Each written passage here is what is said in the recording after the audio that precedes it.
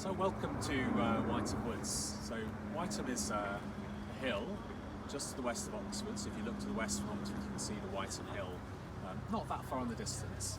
And Wytham is an estate of about 1,000 hectares, that's about 10 square kilometres, that was given to the university in the 1940s by the family that owned the big house in the village here. And one of the things that they did when they donated the house was to ask that the university maintained it for research, but also as an area that would be used for teaching, for instruction of students. It's also a place that lots of people come to walk on nice weekend days. So this is Sunday actually, and it's very busy. You can probably hear lots of people walking around near me. I think someone's trying to take a photograph and I don't want you in it. Sorry. It's alright, we're just filming something, but it's okay. Sorry. It's fine, no, that's fine, don't worry. Do you want me to start over? No, carry on, it's fine. So, as I say, Wytham, the estate is owned by the university and it's used by lots of people who live in Oxford, come here to walk at the weekends, but also it's a place that is a really key place for research. So lots of research that's based around understanding ecology or behaviour of animals takes place here in Wytham Woods. So those of you that come here for the day will come up to the car park here, we're at the Sawmill car park here, and then we'll do some activities in different places within the woods here. And just to say that any of you that want to come here and walk at any time, you're very welcome to do that. You just have to write to the address on the website and ask for a permit. It doesn't cost anything, but then you're welcome to come in and use the woods at any time. So the thing about Wytham, what makes it special, is it's not a particularly unusual place in terms of a habitat. It's a mixed deciduous woodland that's pretty much like any bit of deciduous woodland you could find anywhere else in southern England or France, Belgium, the Netherlands, anywhere in Western Europe really. Like any bit of deciduous woodland, it is a place that's been, has some history. There are bits of the woodland that are very old, but also bits that are relatively recently planted. And it's a place where there's been continuous management of the woodland over time. And for that reason, it's a very good model for understanding the way that woodlands ecosystems work in general within Europe these days. What does make it special is that since the 1940s, a whole series of people have carried out ecological scientific research here.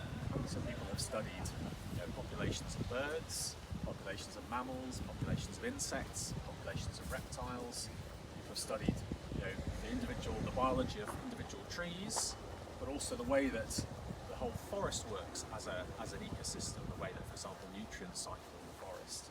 And often the real insight has come because people have been able to put together different parts of study. So, for example, people studying insects and people studying birds have been able to do very interesting work on the relationship between insect abundance and the effect on the biology of birds. So there's really been literally hundreds of individual PhDs worth of research done here, thousands of scientific papers published based on the research here. And it's a place that we try and use as much as possible in our teaching and the undergraduate course in biology here. So today is partly about an introduction to Wytham Woods, to try and give you an idea of what goes on here, to see some of the research that goes on here. Also tell you a little bit about the biology of some of the systems that we study up here. And we're really thinking about ecology here, so understanding the way populations work, the way that different species interact and so on. This is also a place where in the second year we have we're going to be running more intensive courses, so on ecological methods, and also on ornithology here in the woods, and a place where research projects in the fourth year can be carried out. There's a long history of undergraduate research projects in Wytham, many of which have gone on to be really successful bits of research.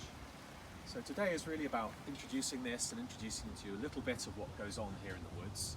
And I'm particularly going to be leading the work looking at bird populations. But it's also to give you an idea about what happens in this beautiful bit of landscape just outside the city of Oxford. Thank you. So here in Wytham Woods, throughout the whole of the woodland here, we've got nearly 1,200 nest boxes like this, and they're spaced out so that there's about one every 50 or 100 metres or so, different densities depending exactly where you go. And these boxes, boxes like this, have been in position on trees here in the forest since the mid-1940s, that's when the study started. And what happens every year is that usually in late March or early April, a team of us go out into the woodland here and we check each of these boxes at a regular interval.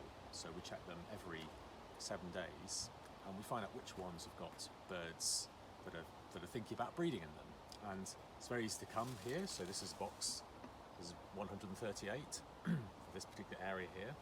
Very quickly you can go along to a box and slide the door open and peer inside, and of course this time of year, in October, there's nothing that's breeding in these boxes, but in the spring, about half or 3/4 of the boxes might be occupied, mostly by great tits or blue tits, sometimes some other species as well.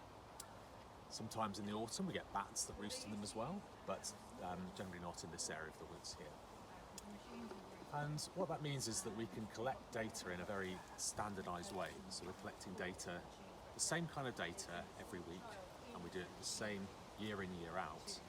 And because of that, we can collect data on, for example, what species is breeding in a box, what time they laid the first egg of their clutch, how many eggs they laid, how many of those eggs go on to hatch, how many of those eggs that hatch actually then go on to leave the nest. And it's these sort of basic numbers, things like, what proportion of the boxes are occupied, or what species, how many eggs they lay and how successful they are, that are the core to understanding the way that the population is going to work.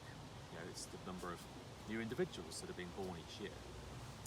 The other really handy thing about the boxes like this is that it's quite easy to quickly catch the parents that are coming and feeding the young in these boxes.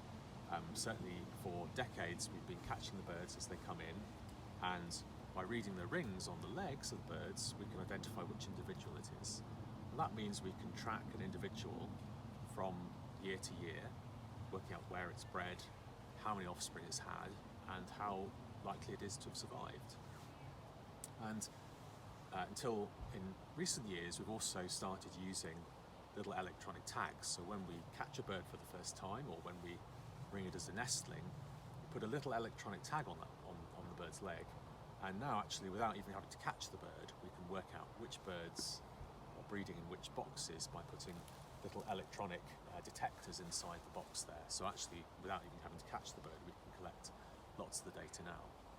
So every year since the 1940s a team of people have come and they've visited each of these boxes and they've worked out which species are breeding in them, which individuals it is, how many offspring they've had, where those offspring have gone the next year, and so on and so on. And that builds up a huge database that gives us lots and lots of scientific power to ask questions about the way populations work, but also how they change over time.